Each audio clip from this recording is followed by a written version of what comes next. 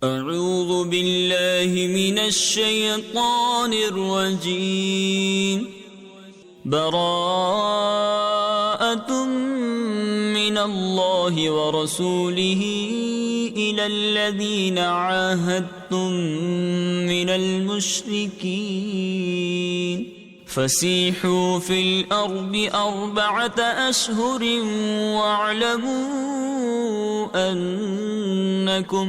واعلموا أنكم غير معجز الله وأن الله مخزي الكافرين. وأذان من الله ورسوله إلى الناس يوم الحج الأكبر أن الله بريء من المشركين ورسوله فإن تبتم فهو خير لكم وإن توليتم فاعلموا أنكم غير معجز الله وبشر الذين كفروا بعذاب أليم. إلا الذين عاهدتم من المشركين ثم لم ينقصوكم شيئا ولم يظاهروا عليكم أحدا فأتموا إليهم عهدهم إلى مدتهم إن الله يحب المتقين. فإذا انسلخ الأشهر الحرم فاقتلوا المشركين حيث وجدتموهم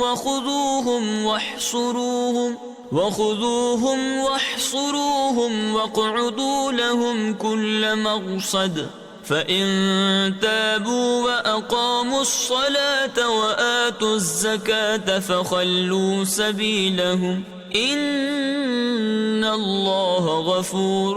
رحيم. وإن أحد من المشركين استجارك فأجره حتى يسمع كلام الله ثم أبلغه مأمنه ذلك بأنهم قوم لا يعلمون. كيف يكون للمشركين عهد عند الله وعند رسوله إلا الذين عاهدتم عند المسجد الحرام فما استقاموا لكم فاستقيموا لهم إن الله يحب المتقين. كيف وإن يظهروا عليكم لا يرقبوا فيكم إلا ولا ذمة يرضونكم بأفواههم وتأبى قلوبهم وأكثرهم فاسقون.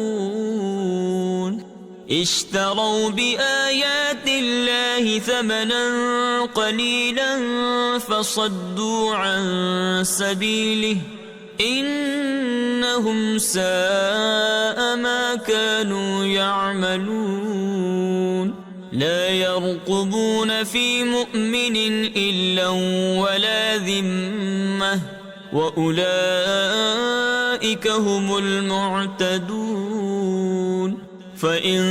تابوا وأقاموا الصلاة وآتوا الزكاة فإخوانكم في الدين ونفصل الآيات لقوم يعلمون. وإن نكثوا أيمانهم من بعد عهدهم وطعنوا في دينكم فقاتلوا أئمة الكفر إنهم لا أيمان لهم لعلهم ينتهون. ألا تقاتلون قوما نكثوا أيمانهم وهموا بإخراج الرسول وهم بدؤوكم أول مرة أتخشونهم فالله أحق أن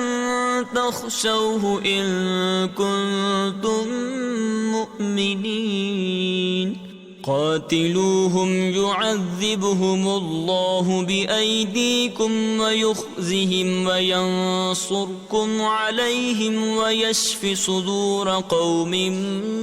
مؤمنين ويذهب غيظ قلوبهم ويتوب الله على من يشاء والله عليم حكيم أم حسبتم أن تتركوا ولما يعلم الله الذين جاهدوا منكم ولم يتخذوا من دون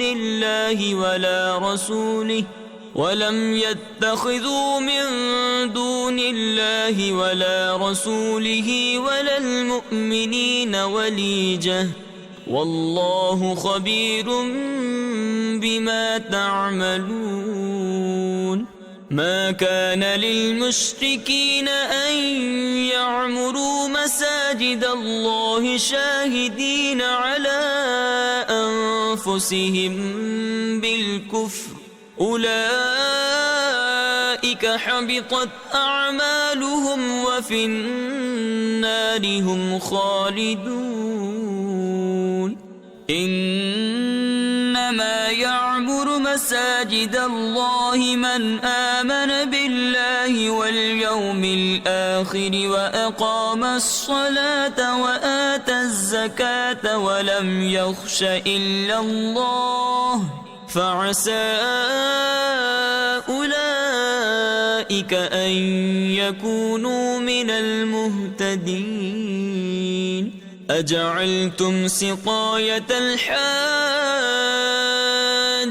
وعمارة المسجد الحرام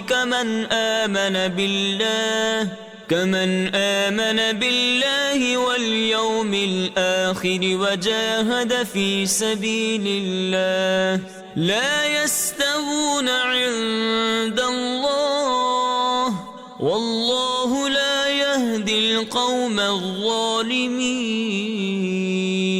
الذين آمنوا وهاجروا وجاهدوا في سبيل الله بأموالهم وأنفسهم أعظم درجة عند الله وأولئك هم الفائزون يبشرهم ربهم برحمة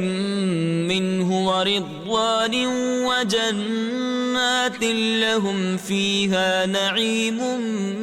مقيم خالدين فيها أبدا إن الله عنده أجر عظيم يا أيها الذين آمنوا لا تتخذوا آباءكم وإخوانكم أولياء إن استحبوا الكفر على الإيمان ومن يتولهم منكم فأولئك هم الظالمون قل إن كان آباؤكم وأبناؤكم وإخوانكم وأزواجكم وعشيرتكم وأموال اقترفتموها وتجارة تخشون كسادها ومساكن ترضونها أحب إليكم من الله ورسوله وجهاد في سبيله فتربصوا حتى يأتي الله بأمره والله لا يهدي القوم الفاسقين لقد نصركم الله في مواطن كثيرة ويوم حنين إذ أعجبتكم كثرتكم فلم تغن عنكم شيئا وضاقت عليكم الأرض بما رحبت ثم وليتم مدبرين ثم أنزل الله سكينته على رسوله وعلى المؤمنين وأنزل جنودا لم تروها وعذب الذين كفروا وذلك جزاء الكافرين ثم يتوب الله من بعد ذلك على من يشاء والله غفور رحيم يا أيها الذين آمنوا إنما المشركون نجس فلا يقربوا المسجد الحرام بعد عامهم هذا وإن خفتم عيلة فسوف يغنيكم الله من فضله إن شاء إن الله عليم حكيم قاتلوا الذين لا يؤمنون بالله ولا باليوم الآخر ولا يحرمون ما حرم الله ورسوله ولا يدينون دين الحق من الذين أوتوا الكتاب حتى يعطوا الجزية عن يد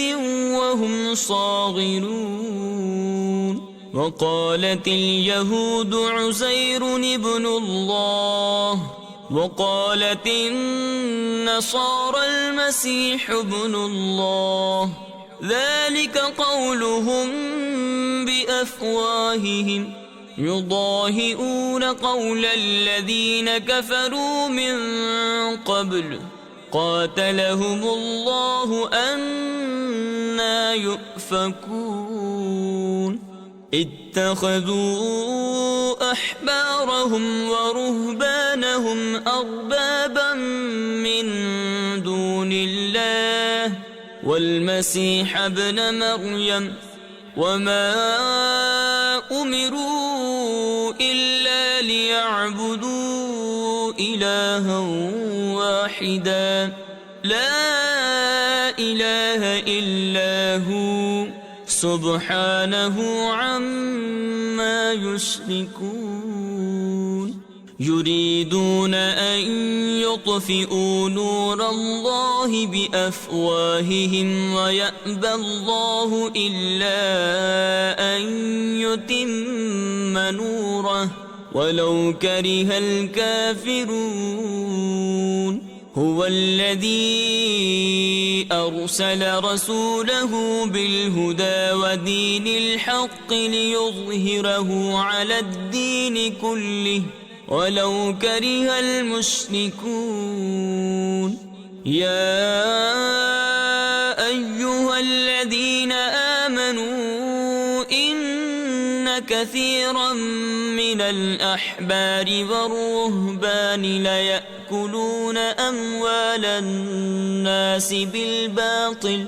ليأكلون أموال الناس بالباطل ويصدون عن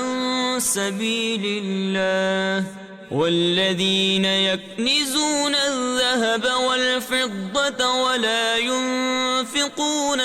في سبيل الله فبشرهم بعذاب أليم يوم يحمى عليها في نار جهنم فتكوى بها جباههم وجنوبهم وظهورهم هذا ما كنزتم لأنفسكم فذوقوا ما كنتم تكنزون إن عدة الشهور عند الله 12 شهرا في كتاب الله يوم خلق السماوات والأرض منها 4 حرم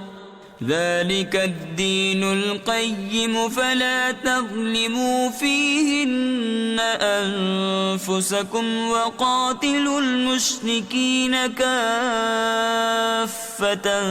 كما يقاتلونكم كافة واعلموا أن الله مع المتقين إنما النسيء زيادة في الكفر يضل به الذين كفروا يحلونه عاما ويحرمونه عاما ليواطئوا عدة ما حرم الله فيحلوا ما حرم الله زين لهم سوء أعمالهم والله لا يهدي القوم الكافرين يا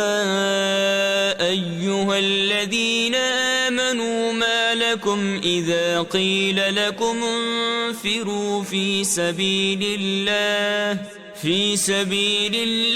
اثاقلتم إلى الأرض أرضيتم بالحياة الدنيا من الآخرة فما متاع الحياة الدنيا في الآخرة إلا قليل إلا تنفروا يعذبكم عذابا أليما ويستبدل قوما غيركم ولا تضروه شيئا والله على كل شيء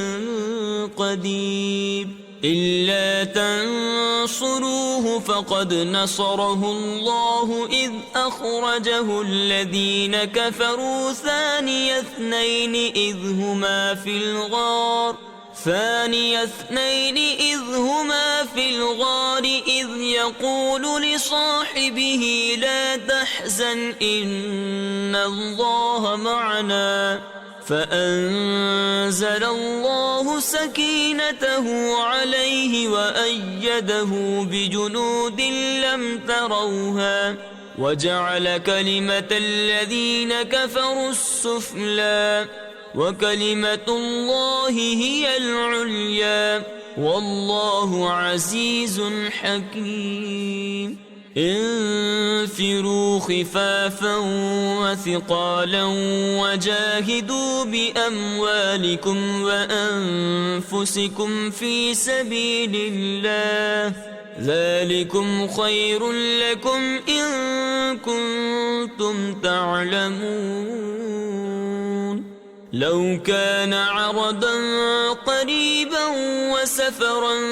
قاصدا لاتبعوك ولكن بعدت عليهم الشقة وسيحلفون بالله لو استطعنا لخرجنا معكم يهلكون أنفسهم والله يعلم إنهم لكاذبون عفى الله عنك لم أذنت لهم حتى يتبين لك الذين صدقوا وتعلم الكاذبين لا يستأذنك الذين يؤمنون بالله واليوم الآخر أن يجاهدوا بأموالهم وأنفسهم والله عليم بالمتقين إنما يستأذنك الذين لا يؤمنون بالله واليوم الآخر وارتابت ارتابت قلوبهم فهم في ريبهم يترددون ولو أرادوا الخروج لأعدوا له عدة ولكن كره الله بعاثهم فثبطهم وقيل اقعدوا مع القاعدين لو خرجوا فيكم ما زادوكم إلا خبالا ولأوضعوا خلالكم يبغونكم الفتنة وفيكم سماعون لهم والله عليم بالظالمين لقد ابتغوا الفتنة من قبل وقلبوا لك الأمور حتى جاء الحق وظهر أمر الله وهم كارهون ومنهم من يقول ائذن لي ولا تفتني ألا في الفتنة سقطوا وإن جهنم لمحيطة بالكافرين إن تصبك حسنة تسؤهم وإن تصبك مصيبة يقولوا قد أخذنا أمرنا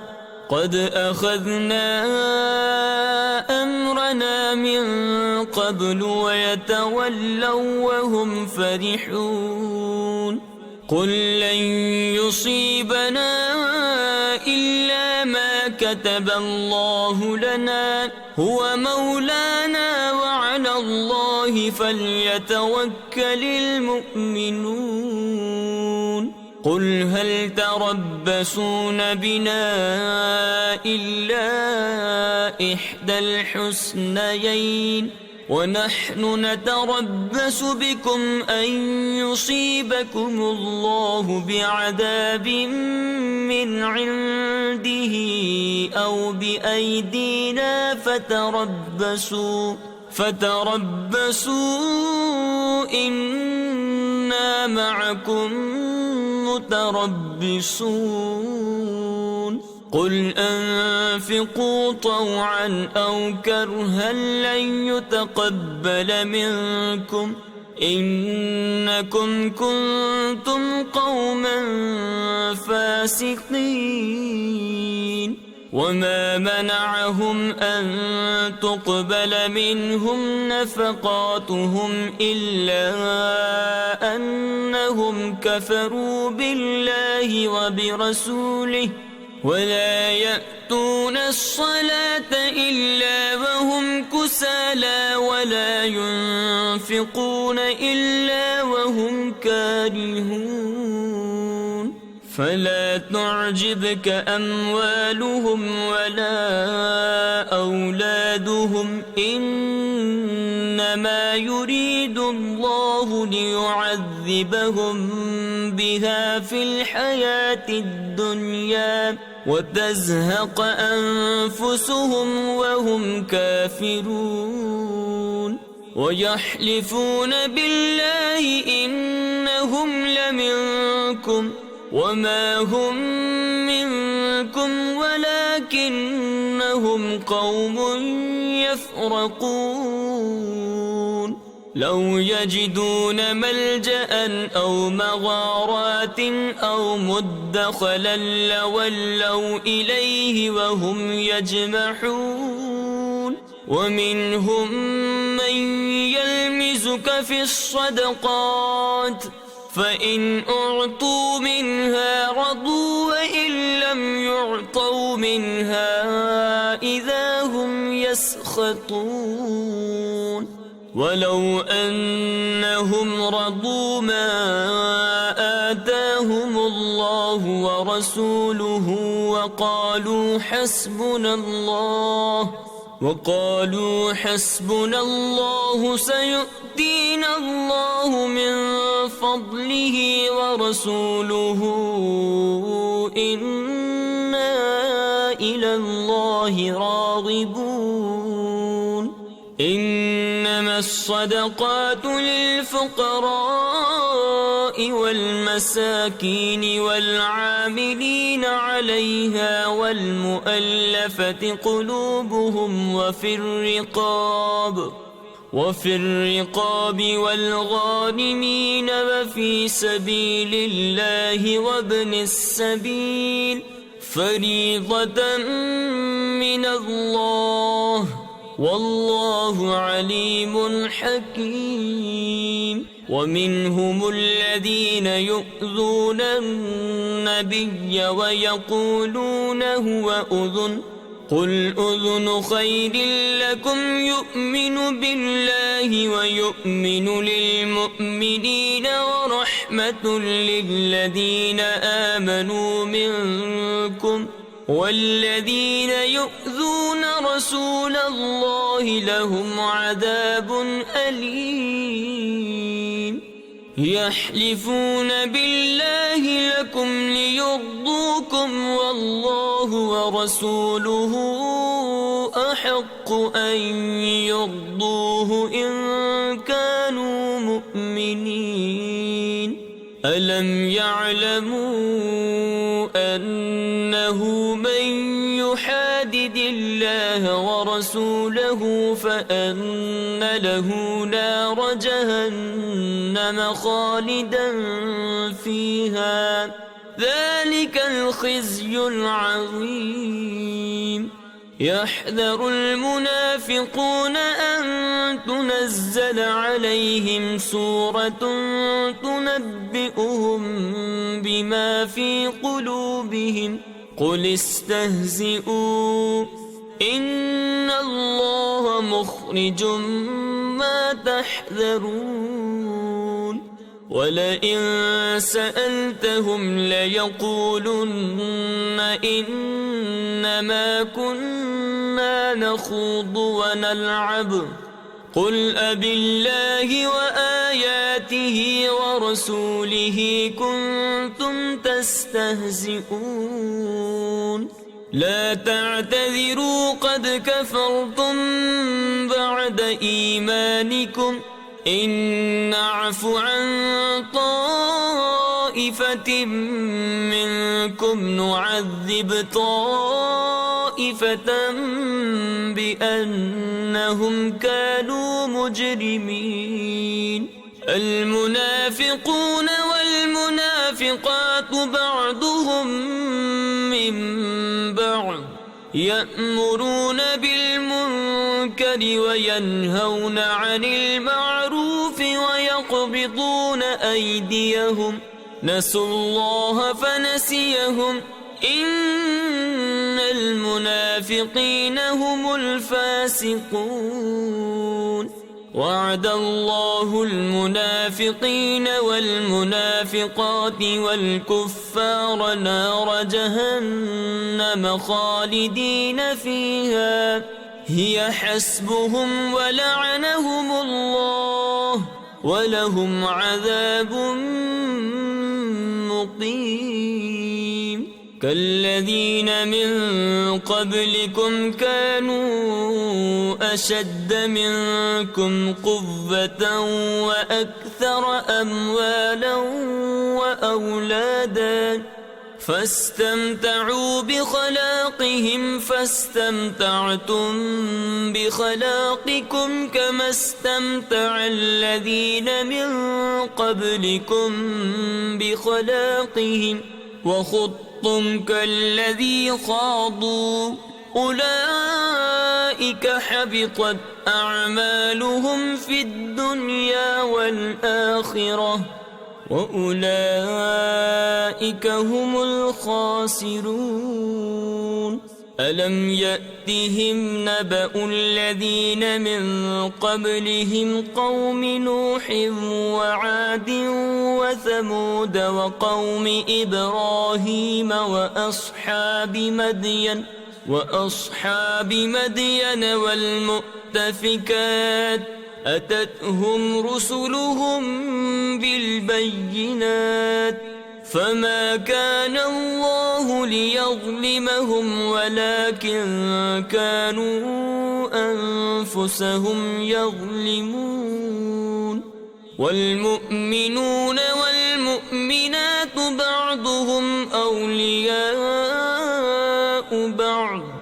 يأمرون بالمعروف وينهون عن المنكر ويقيمون الصلاة ويؤتون الزكاة ويطيعون الله ورسوله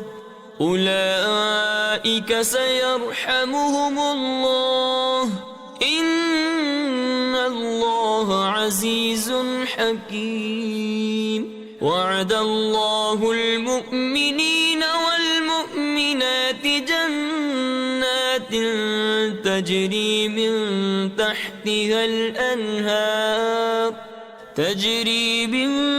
تحتها الأنهار خالدين فيها ومساكن طيبة في جنات عدن ورضوان من الله أكبر ذلك هو الفوز العظيم يا أيها النبي جاهد الكفار والمنافقين واغلظ عليهم ومأواهم جهنم وبئس المصير يحلفون بالله ما قالوا ولقد قالوا كلمة الكفر وكفروا بعد إسلامهم وهموا بما لم ينالوا وما نقموا إلا أن أغناهم الله ورسوله من فضله فإن يتوبوا يك خيرا لهم وإن يتولوا يعذبهم الله عذابا أليما في الدنيا والآخرة وما لهم في الأرض من ولي ولا نصير ومنهم من عاهد الله لئن آتانا من فضله لنصدقن ولنكونن من الصالحين فلما آتاهم من فضله بخلوا به وتولوا وهم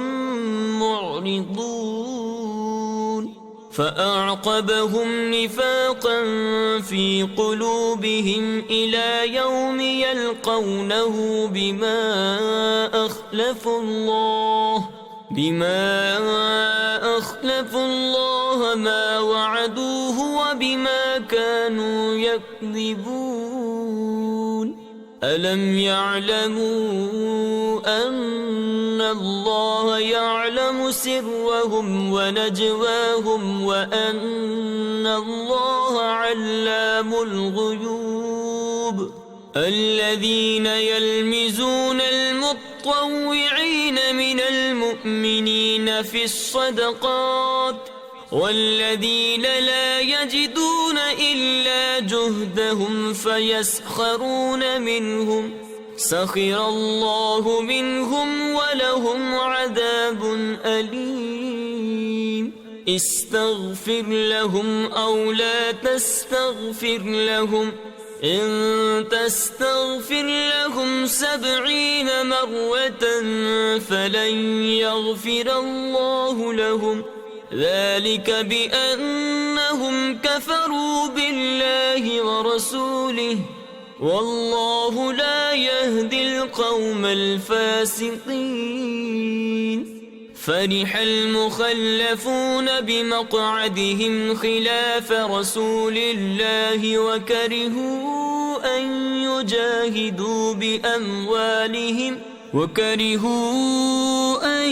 يجاهدوا بأموالهم وأنفسهم في سبيل الله وقالوا لا تنفروا في الحر قل نار جهنم أشد حرا لو كانوا يفقهون فليضحكوا قليلا وليبكوا كثيرا جزاء بما كانوا يكسبون فإن رجعك الله إلى طائفة منهم فاستأذنوك للخروج فقل لن تخرجوا معي أبدا ولن تقاتلوا معي عدوا إنكم رضيتم بالقعود أول مرة فاقعدوا مع الخالفين ولا تصل على أحد منهم مات أبدا ولا تقم على قبره إنهم كفروا بالله ورسوله وماتوا وهم فاسقون ولا تعجبك أموالهم وأولادهم إنما يريد الله أن يعذبهم بها في الدنيا وتزهق أنفسهم وهم كافرون وإذا أنزلت سورة أن آمنوا بالله وجاهدوا مع رسوله استأذنك أولو الطول منهم وقالوا ذرنا نكن مع القاعدين رضوا بأن يكونوا مع الخوالف مطبع على قلوبهم فهم لا يفقهون لكن الرسول والذين آمنوا معه جاهدوا بأموالهم وأنفسهم وأولئك لهم الخيرات وأولئك هم المفلحون أعد الله لهم جنات تجري من تحتها الأنهار خالدين فيها ذلك الفوز العظيم وجاء المعذرون من الأعراب ليؤذن لهم وقعد الذين كذبوا الله ورسوله سيصيب الذين كفروا منهم عذاب أليم ليس على الضعفاء ولا على المرضى ولا على الذين لا يجدون ما ينفقون حرج إذا نصحوا لله ورسوله ما على المحسنين من سبيل والله غفور رحيم ولا على الذين إذا ما أتوك لتحملهم قلت لا أجد ما أحملكم عليه تولوا وأعينهم تفيض من الدمع حزنا ألا يجدوا ما ينفقون إنما السبيل على الذين يستأذنونك وهم أغنياء رضوا بأن يكونوا مع الخوالف وطبع الله على قلوبهم فهم لا يعلمون يعتذرون إليكم إذا رجعتم إليهم قل لا تعتذروا لن نؤمن لكم قد نبأنا الله من أخباركم وسيرى الله عملكم ورسوله ثم تردون إلى عالم الغيب والشهادة فينبئكم بما كنتم تعملون سيحلفون بالله لكم إذا انقلبتم إليهم لتعرضوا عنهم فأعرضوا عنهم إنهم رجس ومأواهم جهنم جزاء بما كانوا يكسبون يحلفون لكم لترضوا عنهم فإن ترضوا عنهم فإن الله لا يرضى عن القوم الفاسقين الأعراب أشد كفرا ونفاقا وأجدر ألا يعلموا حدود ما أنزل الله على رسوله والله عليم حكيم ومن الأعراب من يتخذ ما ينفق مغرما ويتربص بكم الدوائر عليهم دائرة السوء والله سميع عليم ومن الأعراب من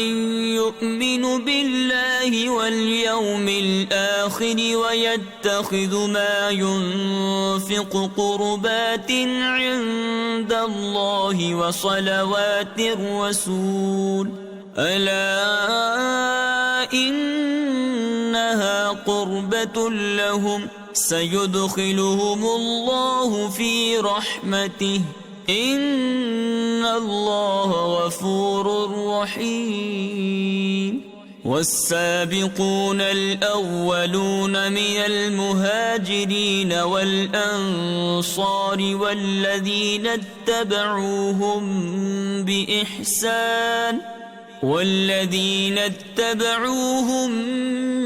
بإحسان رضي الله عنهم ورضوا عنه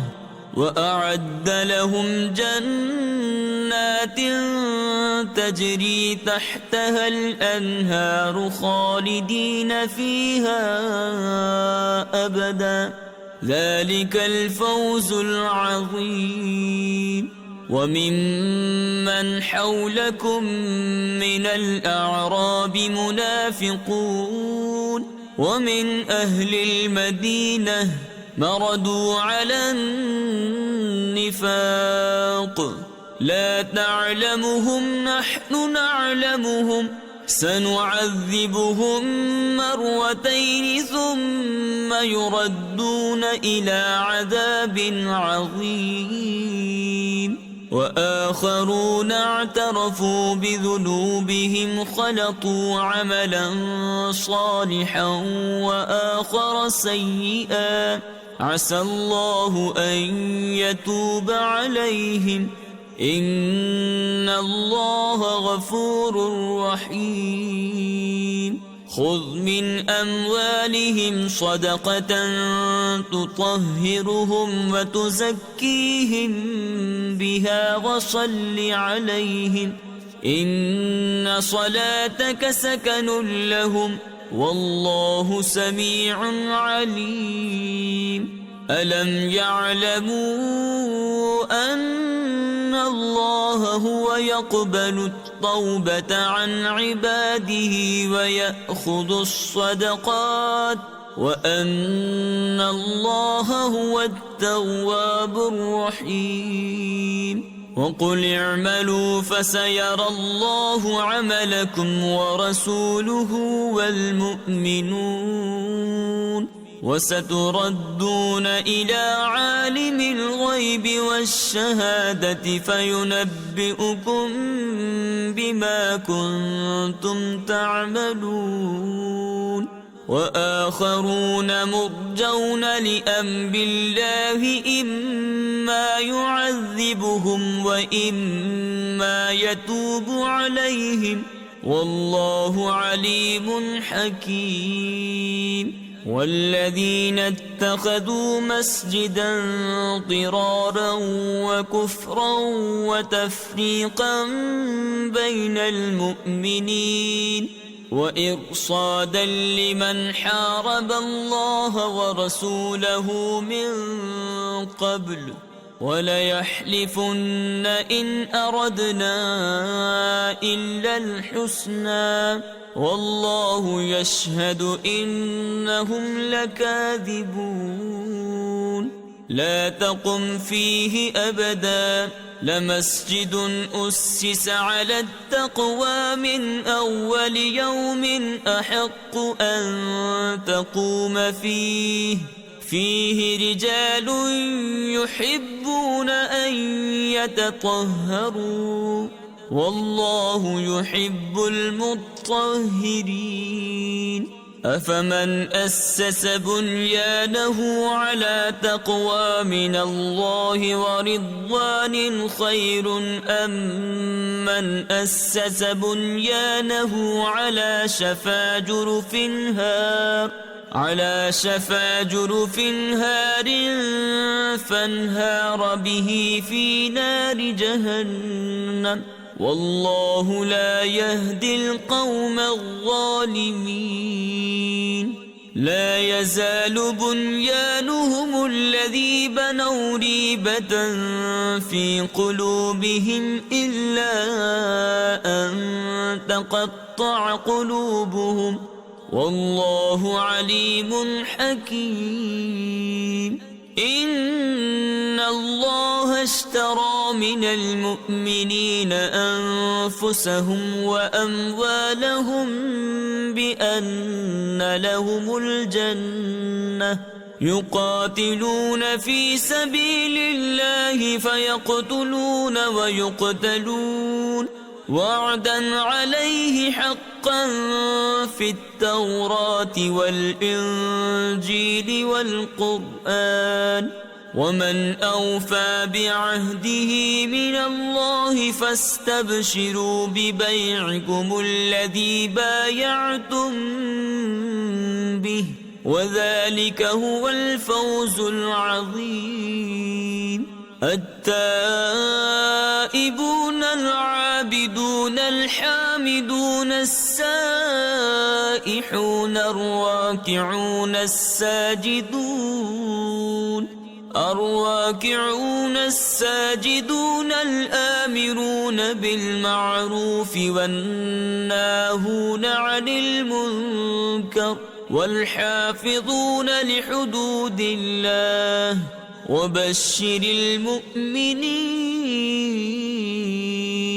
ما كان للنبي والذين آمنوا أن يستغفروا للمشركين ولو كانوا أولي قربى من بعد ما تبين لهم أنهم أصحاب الجحيم. وما كان استغفار إبراهيم لأبيه إلا عن موعدة وعدها إياه فلما تبين له أنه عدو لله تبرأ منه إن إبراهيم لأواه حليم. وما كان الله ليضل قوما بعد إذ هداهم حتى يبين لهم ما يتقون إن الله بكل شيء عليم. إن الله له ملك السماوات والأرض يحيي ويميت وما لكم من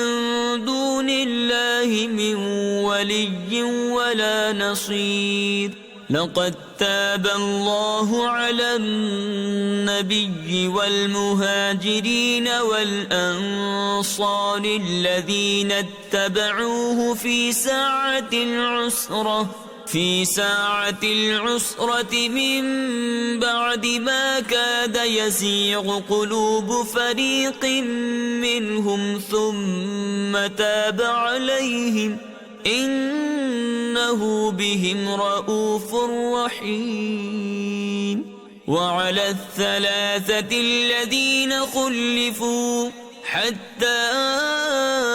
إذا ضاقت عليهم الأرض بما رحبت وضاقت عليهم أنفسهم وظنوا أن لا ملجأ من الله إلا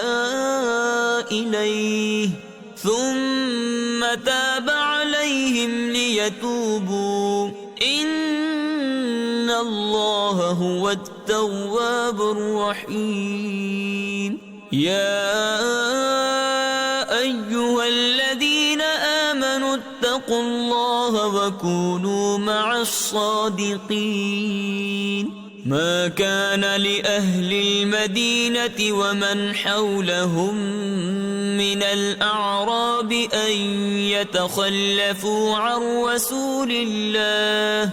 ولا يرغبوا بأنفسهم عن نفسه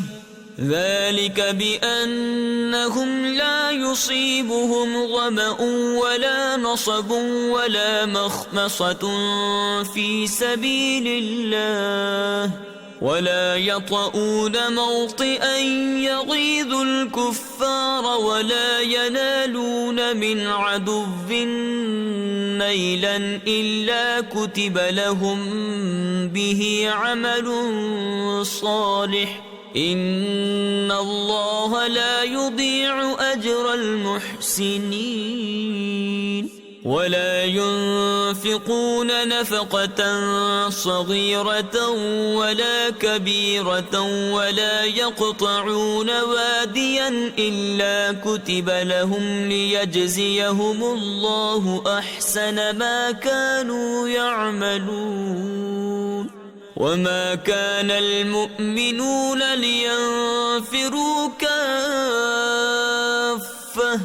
فلولا نفر من كل فرقة منهم طائفة ليتفقهوا في الدين ولينذروا قومهم إذا رجعوا إليهم لعلهم يحذرون. يا أيها الذين آمنوا قاتلوا الذين يلونكم من الكفار وليجدوا فيكم غلظة واعلموا أن الله مع المتقين. وإذا ما أنزلت سورة فمنهم من يقول أيكم زادته هذه إيمانا فأما الذين آمنوا فزادتهم إيمانا وهم يستبشرون. وأما الذين في قلوبهم مرض فزادتهم رجسا إلى رجسهم وماتوا وهم كافرون. أولا يرون أنهم يفتنون في كل عام مرة أو مرتين ثم لا يتوبون ولا هم يذكرون. وإذا ما أنزلت سورة نظر بعضهم إلى بعض هل يراكم من أحد ثم انصرفوا صرف الله قلوبهم بأنهم قوم لا يفقهون. لقد جاءكم رسول من أنفسكم أنفسكم عزيز عليه ما عنتم حريص عليكم